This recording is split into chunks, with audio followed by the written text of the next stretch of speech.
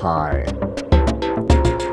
I've been playing around with VCV Rack, as you can see.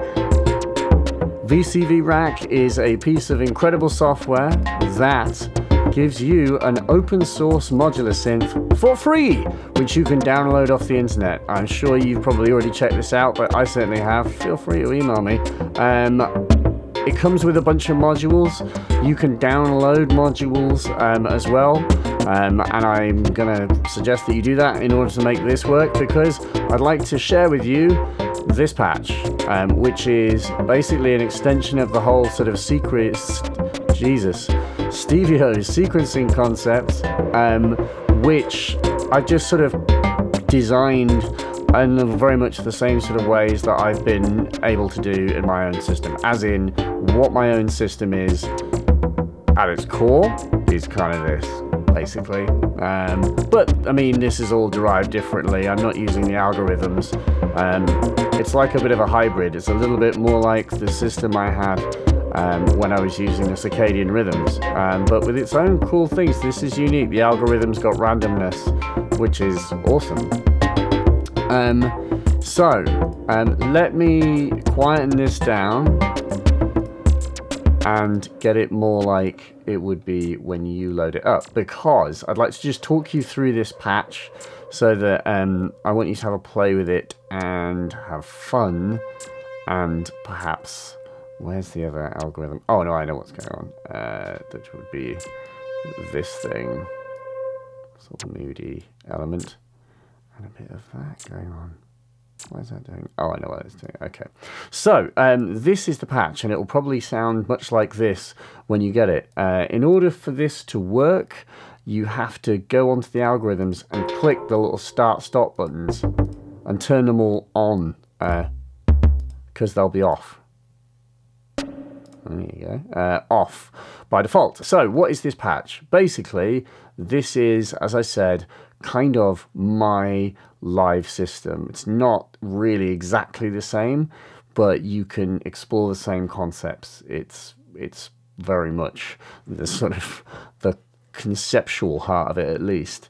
So you can play around and experiment and try and hopefully understand it better and then adapt it, because this is actually a very simple system once you understand what's going on. So I've tried to organize things in rows. So this top row is a sequencing, a double sequencer, and a voice made out of the braids here.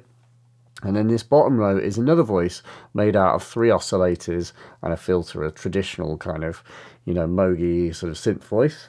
And the way that the sequences work is, if you've watched our other videos, I mean, it's the same thing. It's basically, we're using 2 sequences and we're summing them together, and we're quantizing the summed amount. You know, when you have 2 sequences, they're running independently and we're adding them up, and then we are quantizing the added amount, and then that feeds through to the oscillator to change its pitch.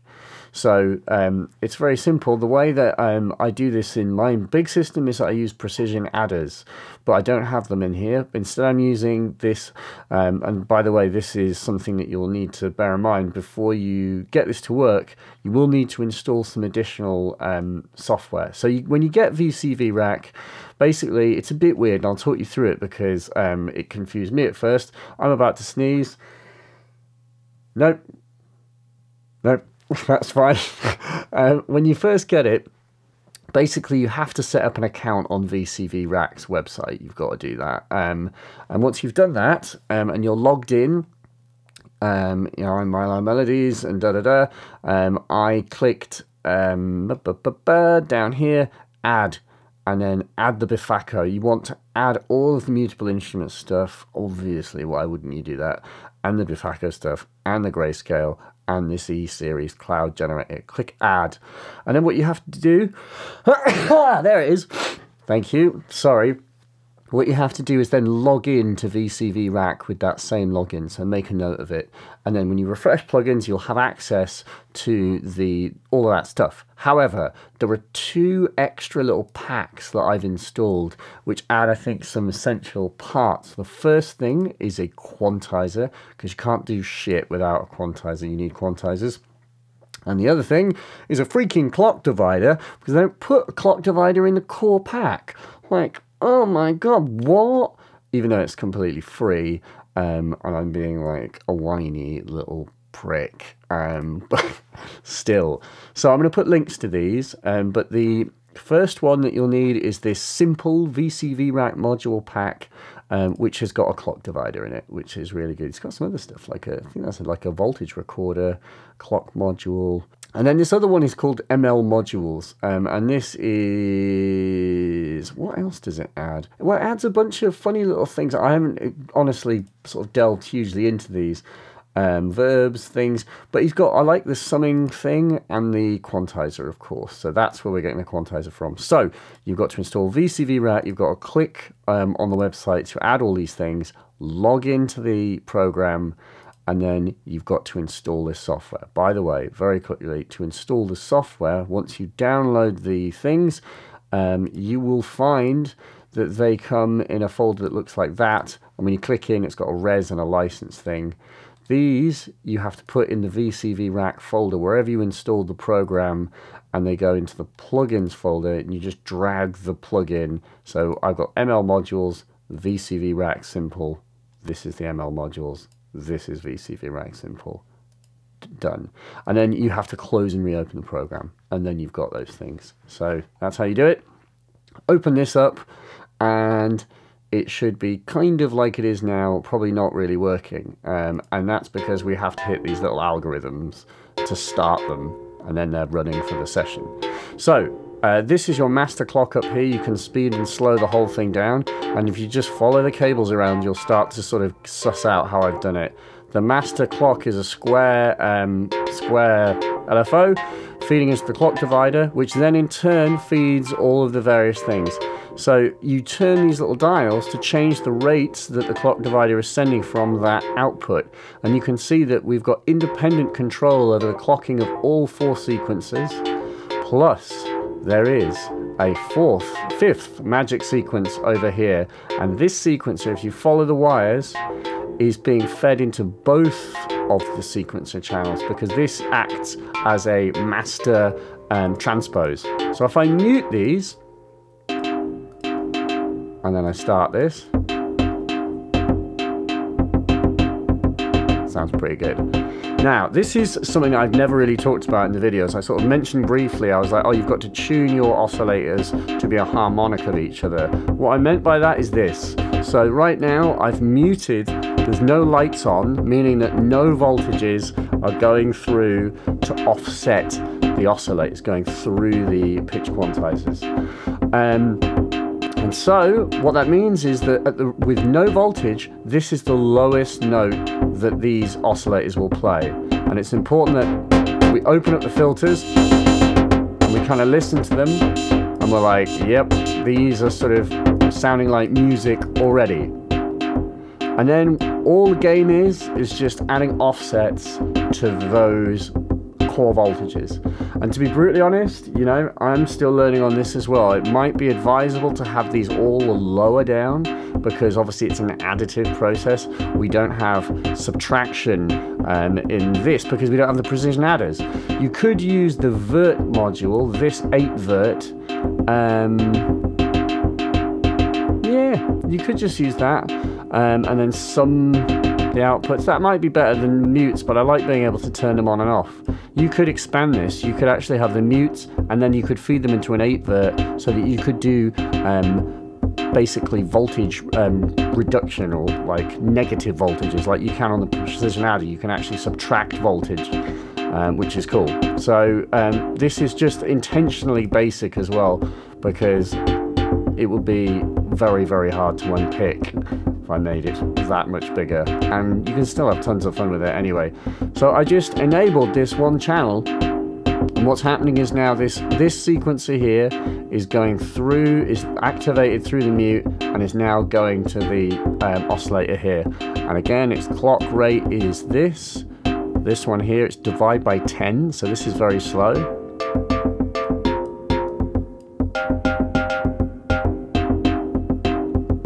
So on each of the sequencers there is a step dial which chooses how long the sequencer is.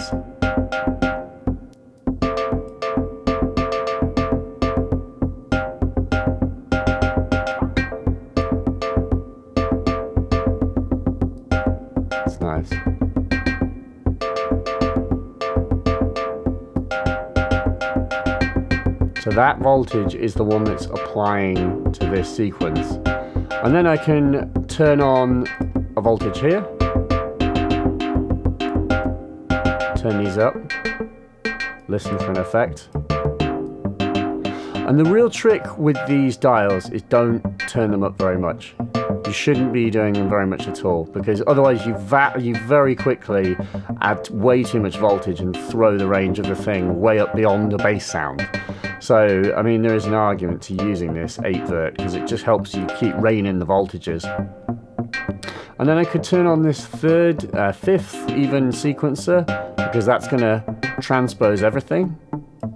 So now I'm transposing. So what I'm doing is I'm now adding the voltage from our transpose sequencer with this voltage that I was just playing. And I'll put on that same transpose for the top channel as well. And I'll turn off those. So now we're just hearing the transpose, which is kind of the default. I mean, that sounds really good. So that's just the root note being transposed, and both lines are getting transposed equally. And then you can see on my little mixer, I've got the sort of 3 oscillators kind of blended together. You can mess with that. Ooh. That sounds really good, let's be honest. And that is so nice. And that really begs to be modulated. So I think your first job is get a mixer going in there and get some like extra modulation happening in here, because it's very unmodulated and it wants to be.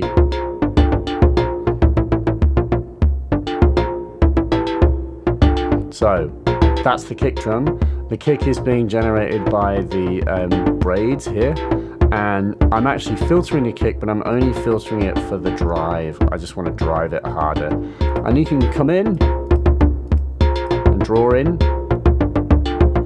These algorithms, I haven't played with it hugely, but what I quite like about it is, so you've got to start it, and then the one button to play with is this one here, where it says sequencer and random. By the way, sorry, this is all probably a bit small, but I'm zooming in a little bit. Unfortunately, yeah, it's still small. So basically, if you have it lit, it's on sequencer mode, where it's going to respect the little pattern you've made.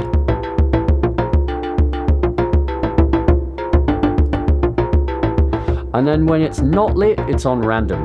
And that means that it's just going to randomly create gates, and it will depend how many little lights you've lit up to say the chances of having a gate, what they'll be or not. So just the amount of lights you have lit up determines how likely a kick is to occur. So it's really good with the snare.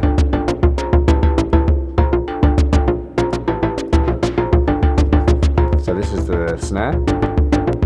And then down here we've got some other stuff. So what this is a cymbal section and a kind of background paddy noise, because I couldn't resist messing with the cloud generator.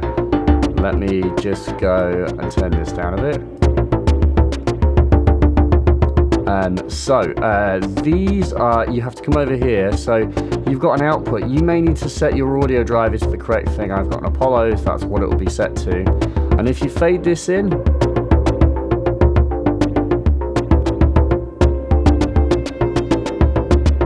you hear this kind of paddy sound in the background. That's this section. So this is the Synth Tech cloud generator being modulated by 4 LFOs, and it's just kind of this sort of background interest thing. You know, I'm trying to make up for the fact that I don't have my samples and things like that. So it kind of just keeps things alive a bit. And then this bottom right one here. So this is the cymbal-y section, I mean cymbals, it's kind of like percussive noises. And what this is constructed of is a sequential switch, which is receiving the 4 gate patterns that you can generate. So you'll see that there's gate outputs on these, and these little lights, you can turn these on and off. So what I've done is I've sent all 4 of those into the sequential switch, and then the sequential switch is like the junction box module. And what that does is it receives those patterns and it sends them to the Bernoulli gate, aka the branches. And then, so the branches is going to do a coin toss, and depending on how the coin lands, it will send it either to this top cymbal sound or the bottom cymbal sound, percussion sound. And it's what is advancing this is actually just the kick drum pattern. So the kick drum and this are related. So every time the kick drum fires, it changes what pattern is happening. And this is basically, I'm not using the kick drum in my system, but I do use the branches to mix up my hats, open and closed. Same principle.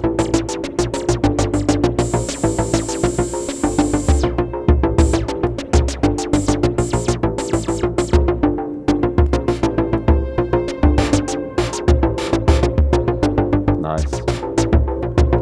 And then it's just all about different patterns, different sequences. What can you come up with?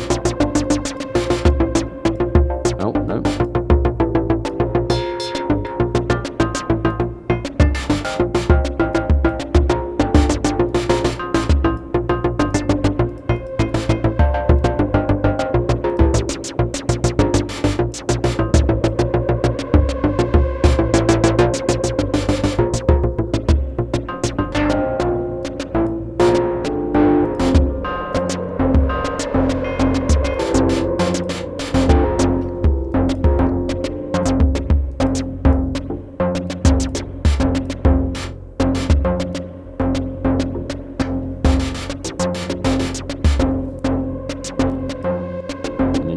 The gate from one side to the other to determine how likely it is that one snare will happen or the other.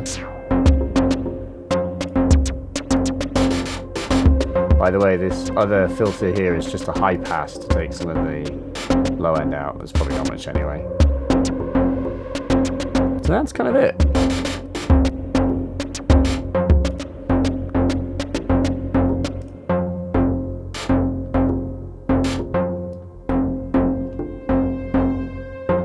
Pretty cool. I think this is amazing. I mean, this is ridiculous, the fact that this exists. And you can really prototype stuff. You could spend a lot more time and really develop this. You know, and you know, I can't remember if I said, but like my kind of big thing, I think that would be interesting to wire up on this, my kind of thought of the day, as it were, is what would happen, or what I want to do, I should say, with my existing live system is basically subtly modulate every parameter. You know? What happens if every parameter is being very subtly modulated? You know, the modulation here, the color on these, on all the drum sounds as well. You know, any timbral control could be modulated. And I would be very interested to hear what it would sound like with a tiny bit of subtle modulation on absolutely everything, so that it kept it alive. You know, I think that would be amazing. You know, and it's something that is uniquely possible when you factor out the whole like financial cost issue and space. The fact that you can just kind of go as bloody like big and make as big a modular as you can possibly, you know, patch up. There's no consequence. You can do whatever the hell you like, and that's pretty awesome. So, and I hope that you will have fun with this and get some inspiration and develop it more. I'd be really, really interested to hear what you come up with, particularly that, as in with the, not necessarily modifying it, but with the system as it is, because that's kind of the thought that I was thinking about with the whole Stevio thing was, you know, if I had to go on Stevio's system, would I sound like me or would I sound like Stevio? It'd be very interesting to hear what you come up with. That's it. Thanks.